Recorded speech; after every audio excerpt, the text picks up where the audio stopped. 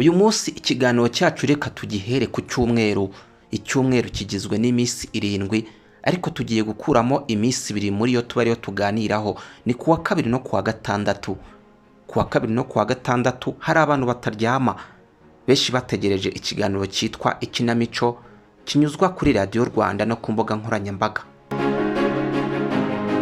Ukimara kuvuga ikiganiro Ikinamico hari abantu babyumva mu buryo butandukanye, cyane cyane bijyanye n'imyaka barimo. Abakuru bashobora kumva Ikinamico za Oreforo yahindutse RBA y'ubu ikiganiro cyanyuzwagaho mu myaka yatambutse, ariko abari mu myaka mitoya y'ubu ngubu bashobora kumva Ikinamico nyine inyuraho ku munsi wa kabiri. Niyo mpamvu twafashe iminsi 2 kubera ko Ikinamico zinyuzwa kuri Radio Rwanda muri iyo minsi zitandukanye. Izo Kinamico rero nubwo zashyizwe mu byiciro bitandukanye ndetse zikaba ku minsi 2 itandukanye nk'uko twayivuze, ariko twebwe ibyo twizera nuko abazikurikira hari inama bakuramo cyangwa se impanuro. Uyu munsi rero ntago ari ibyo tugiye kujyamo, ahubwo uyu munsi twaguhitiyemo umwe mu bakinnyi bakomeye wakunze cyane mu itorero Indamutsa za Oreforo ariko ntubashe kumenya amateka ye. Yitwa Baganizi Elifazi. Uyu nguyu yamenyekanye cyane mu itorero Indamutsa za Oreforo, benshi tukibwira ko ari umusaza kubera n'ijwi rye twumvaga ko ari umusaza. Twamukunze tutamuzi, ariko uyu munsi reka nkubwire ko nakuzaniye amateka ye.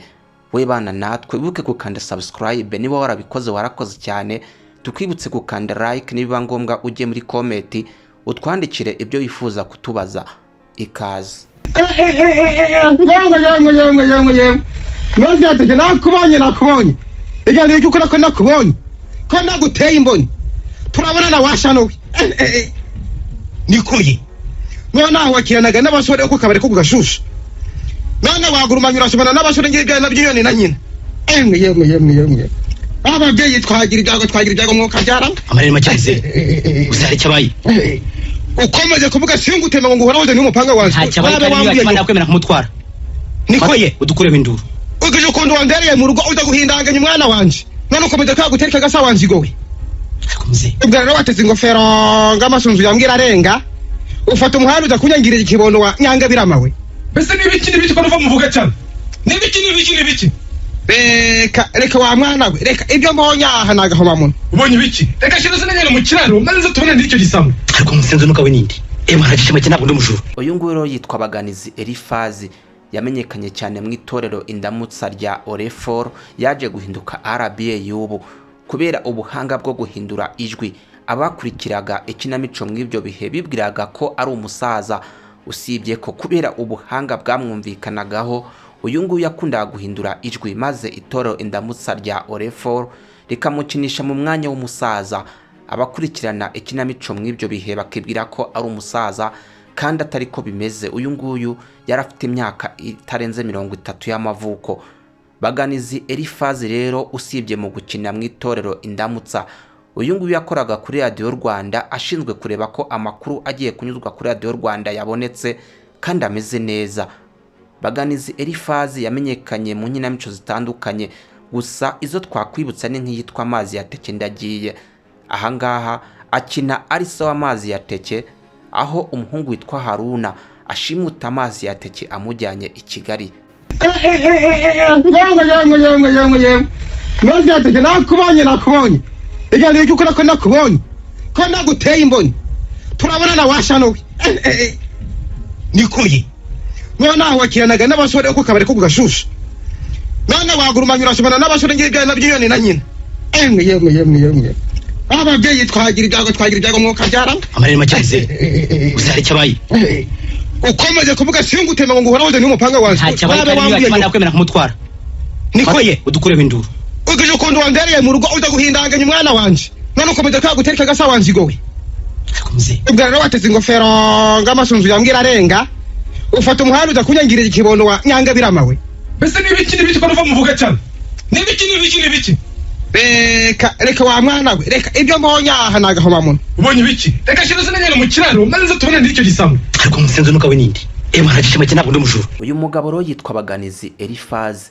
Uyu nguyu yamenyekanye cyane mu itorero Indamutsa za Oreforo, zakinaga ndetse zigashyira hanze inkinamico zitandukanye benshi twita iza kera. Uyu nguyu yakunzwe na benshi, ariko benshi ntibari bazi amateka ye. Baganizi Orifaze rero uyu nguyu yavutse mu mwaka w'1963, usibye ko yaje kwitaba Imana nyuma gato ya jenoside yakorewe Abatutsi mu mwaka w'1994 irangiye azize uburwayi. Baganizi Orifaze rero nubwo yitabye Imana yasize abana, hanga harimo umwana witwa Baganizi Olivier. Uyu nguyu Baganizi Olivier rero nawe yageze ikirenge mu cyase, kubera ko Baganizi Olivier nawe yabaye umunyamakuru, yakoreye ibinyamakuru bitandukanye bya hano iwacu mu Rwanda harimo Isibo, ndetse kandi ubu ngubu akaba anakora ku Isango Star ari naho amaze imyaka myinshi. Baganizi Olivier umuhungu wa Baganizi Orifaze uyu nguyu yaramenyekanye cyane, usibye gukorera ibinyamakuru bitandukanye harimo amaradiyo hano iwacu mu gihugu. Uyu nguyu kandi afite n'itorero rikina rigashyira mu bikorwa ikinamico. Ibi ngibi bigaragaza ko inyana ari inyamweru.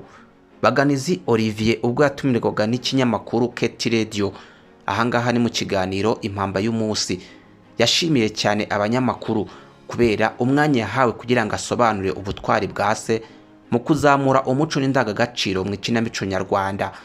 Baganizi Olivier yashimiye umunyamakuru Ben Nganji kubera ikiganiro yamuhaye, ndetse yamusabye kugira ngo akomeze kugenda asobanura ise umubyara.